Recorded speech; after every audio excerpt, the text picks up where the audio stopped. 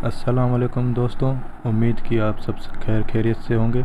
मेरा नाम है इम्तियाज़ अली और आज से हम एक सीरीज़ स्टार्ट करने वाले हैं, जिस सीरीज़ में हम अनसॉल्व पेपर जो सिंध बोर्ड के हैं उनके एमसीक्यूज़ जो हैं वो सॉल्व करेंगे। और ये जो सिंध बोर्ड वाले एमसीक्यूज़ हैं ये आपको यूट्यूब पर कहीं भी नहीं मिलेंगे। मैंने भी सर्च किए थे, नहीं मिले, तो सोचा कि आप लोगों के लिए एक सीरीज़ बनाऊं, तो इसलिए मैं ये स्टार्ट कर रहा हूं। आप प्लीज़ चैनल को सब्सक्राइब और वीडियो को लाइक करना ना भूलें। तो चलिए अपनी वीडियो की जानिब चलते हैं। और दोस्तों, ये हमारा सीरीज़ जो है 2014 और 15 से शुरू होता है और 2019 और 20 वाले जो लास्ट पेपर हैं उस पर जाके ख़त्म होता है। तो जो फर्स्ट एमसीक्यूज़ है 2014 और 15 वाले पेपर में वो है oblivion is the state of bravery, love, वार्डाइस, फॉरगेटफुलनेस। ठीक है, अब ऑब्लिवियन की जो मीनिंग है वो है किसी चीज़ को भूलना, किसी चीज़ की भूल। तो इस हिसाब से अगर हम ब्रेवरी देखें वो तो ईमानदारी हो जाती है, लव मोहब्बत हो जाती है, कवार्डाइस होती है बुज़दिली, और फॉरगेटफुलनेस होती है माना किसी चीज़ को भूल जाना। तो इस फर्स्ट एमसीक्यू जो ऑब्लिवियन है उसका होगा फॉरगेटफुलनेस। अच्छा, चलें अब दूसरे पर आते हैं। तो हमारा जो दूसरा एमसीक्यूज़ है वो है a child's died of a wound in the hand, heel, head, heart. ठीक है, चाइल्ड्स ये अब एक पोएम जो हमारे बुक में है selections from English words second year की, जो चाइल्ड्स है उसकी मौत किस चीज़ के ज़ख्मी होने से हुई है। चाइल्ड्स एक स्ट्रांग पीपल था, उसे कोई हरा नहीं सकता था, लेकिन उसकी कमज़ोरी हील थी।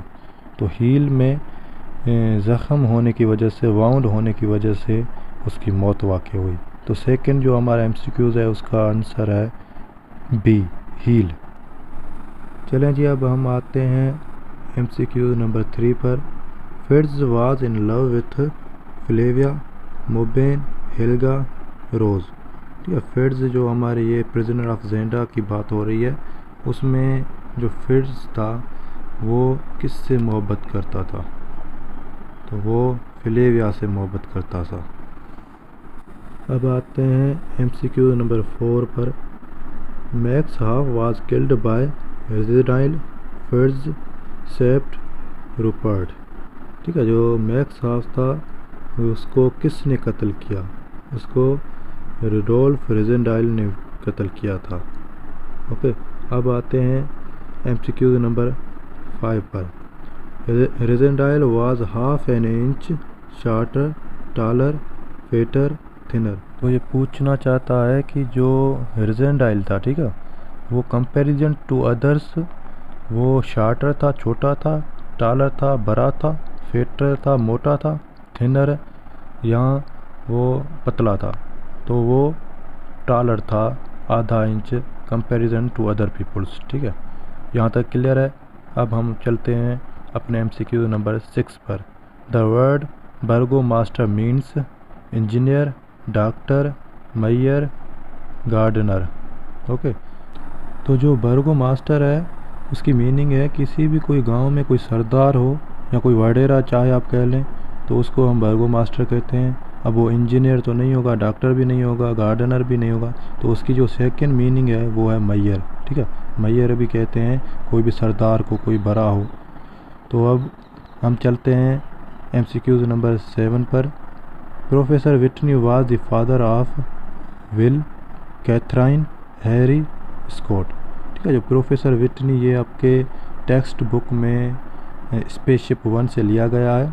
उसमें आप जाके देखेंगे कि प्रोफेसर विटनी जो कि एक साइंटिस्ट थे और उसकी जो बेटी का नाम था वो कैथरीन था। ठीक है, तो जो इस एमसीक्यूज़ नंबर 7 में जो ऑप्शन होगा वो बी होगा। जो एमसीक्यूज़ 8 है वो कहता है Galileo was the pioneer of astrology, astronomy, chemistry, biology. Basically इस एमसीक्यूज़ में वो पूछ रहे हैं कि गैलीलियो किस चीज़ का बानीकार था।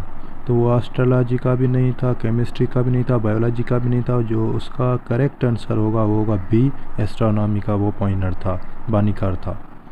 अब चलते हैं एमसीक्यूज़ नंबर 9 पर। The poem the man of life upright contents 4, 5, 6, 2 स्टैंडार्स। ठीक है, वो पूछ रहा है कि जो पोएम है the man of life upright कितने स्टैंडा पर मुश्तमिल है। तो उसका जो करेक्ट आंसर है वो आप भले अपने जो सिलेक्शन फ्रॉम इंग्लिश वर्ड्स में जो सेकंड पार्ट है सेकेंड ईयर का उसमें देखें पोएम में, तो उसके 6 जो स्टैंडा हैं, तो उसका जो सही आंसर होगा वो होगा 6C। अब चलते हैं MCQ नंबर 10 पर। The poem Ulysses is a soliloquy, chorus, song, dramatic monologue. ठीक है, अब पूछ रहा है कि यूलिसिस असल में जो पोएम है वो है क्या। अब इसका जो करेक्ट आंसर होगा वो होगा डी, ड्रामेटिक मोनोलॉग। जो पहला है सोलिलोक्यू, उसकी मीनिंग है खुद से गुफ्तगू करना। तो ये पोएम आप जब पढ़ेंगे या आपने पढ़ लिया तो आपको पता होगा कि ये खुद से गुफ्तगू नहीं करती। कोरस, कोरस कहते हैं मिलकर किसी एक चीज़ को गाना। सॉन्ग गीत को कहते हैं। ड्रामेटिक मोनोलॉग, ड्रामेटिक मोनोलॉग में ऐसा होता है कि ड्रामे का सीन जिसमें एक ही शख्स कहता हो और अपने आप से बातें करता हो। तो जो हमारे MCQs नंबर 10 में जो डी ऑप्शन आएगा जिसमें ड्रामेटिक मोनोलॉग है। अब चलते हैं हम MCQs नंबर 11 पर। The story of the devoted friend is told by linnet, duck, water rat, sparrow. ठीक है, जो स्टोरी है डिवोटेड फ्रेंड ये आपके टेक्स्ट बुक में है। आप उसमें देखेंगे कि ये लिनेट एक गीत गाने वाली पंछी, या डक एक बदक, या वाटररैट, वाटररैट कहते हैं पानी वाला चूहा उसको। यहाँ जो लास्ट ऑप्शन है डी, स्पैरो, स्पैरो कहते हैं चिड़िया को। तो ये जो होल स्टोरी डिवोटेड फ्रेंड वो बता रही थी कौन, एक लिनेट, एक सुरीली आवाज़ वाली पंछी। ठीक है, तो हम चलते हैं अब MCQ नंबर 12 पर। The chapter life in the universe is written by A. J.A.V. Butler, B. James Jeans, C. Oscar Wilde, D. Albert Einstein. तो ये the life in the universe जो लेसन है ये आपका लास्ट लेसन है text book का secondary का, आप जाके चेक कर लें। जो इसके ऑथर हैं वो हैं J.A.V. Butler, John Alfred Valentine Butler. ठीक है, ये J.E.V. जिसने life in the universe lesson लिखा है। अब चलते हैं हम MCQs नंबर 13 पर। The broken dam rumour begin on 12 March 1930 AD, 1914 AD, 1915 AD, 1923 AD। ठीक है, ये जो the day the dam broke lesson से लिया गया है उसमें ये पूछ रहा है कि जो डैम टूटने की अफवाह की तारीख थी, रूमर माना अफवाह, कि वो कौन सी डेट थी, 1913, 1914, 1915, 1923। तो वो 1913 AD थी। ठीक है, ऑप्शन नंबर ए होगा हमारे MCQs नंबर 13 का। अब चलते हैं MCQs नंबर 14 पर। Mrs Jones was a dash in house of Borthwick. जो मिसेस जून्स हैं वो बर्थविक के घर में क्या हैं, बर्थविक के जो उसका घर है उसमें ये कौन सा रोल निभाती हैं। वेट्रेस, वो वेटर का काम करती है। 4 वुमेन, वो नौकरानी है। 4 वुमेन उसे कहते हैं जो घर की सफाई वगैरह करती है वो। अटेंडेंट है, मतलब खिदमत गुजार है, या नर्स है। तो उसका जो सही ऑप्शन होगा वो होगा 4 वुमेन। तो अब चलते हैं हमारे MCQs नंबर 15 की जानिब। Coronation ceremony took place on Monday, Tuesday, Friday, Sunday. ठीक है, कि वो कोरोनेशन सेरेमनी कौन से दिन मनाई जाती है, मंडे पर, ट्यूसडे पर, फ्राइडे पर, या संडे पर। अब इसका जो असली जो रियल ऑप्शन होना चाहिए था वो होता है वेडनेसडे, लेकिन इनमें ये मिस्टेक है, इन्होंने नहीं दिया है। आप इसकी जगह वेडनेसडे लिख दें। अब हम चलते हैं अपने MCQs नंबर 16 की जानिब। 20 minutes with Mrs Oakentubb is written by Oscar Wilde, Frank Arthur, Thurber, Einstein. तो इसका जो सही ऑप्शन होगा वो होगा बी, फ्रैंक आर्थर। कि मिसेस ओकेंटब जो हमारा पहला लेसन है टेक्स्ट बुक का वो किसने लिखा, फ्रैंक आर्थर ने। अब चलते हैं हमारे MCQs नंबर 17 की जानिब।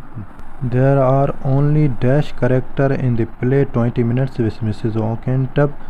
Option A 3, option B 4, option C 5, option D 6। तो ये पूछ रहा है कि जो 20 मिनट्स विथ मिसेस ओकेंटब जो लेसन है उसमें जो करेक्टर हैं वो कितने हैं। तो वो 3 करेक्टर हैं। ऑप्शन नंबर ए सही होगा।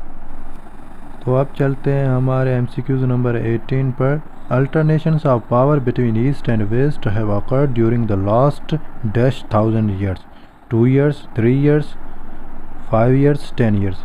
तो ये पूछ रहा है कि जो ईस्ट और वेस्ट में जो पावर्स हैं वो बारी बारी जो एक साइड से दूसरी साइड चले जा रहे हैं, वो कितने सालों से ये, कितने हज़ार सालों से ये मतलब बारी बारी आते जा रहे हैं। तो ये पिछले 2000 सालों से कभी ईस्ट की पावर बढ़ जाती है तो कभी वेस्टर्न कंट्रीज़ की पावर बढ़ जाती है। ठीक है, तो अब हम चलते हैं अपने MCQs नंबर 19 के पास। Past and present is written by Ruskin, Carlyle, Hardy, Dickens. ठीक है, पास्ट एंड प्रेजेंट एक बुक है जो किसने लिखी है, कार्लाइल ने। लास्ट जो हमारा MCQs है जो कि है 20वां, Liaquat Ali Khan visited the USA in 1950 AD, 1951 AD, 1949 AD, 1948 AD। जो लियाकत अली खान USA के दौरे पर कब गए थे। इसका जो सही जवाब होगा वो होगा 1950 AD। लियाकत अली खान 1950 AD में USA के दौरे पर गए थे। तो यहाँ पर हमारे सेक्शन ए के जो MCQs हैं 2014 और 15 सिलेबस के पास्ट पेपर के वो मुकम्मल होते हैं।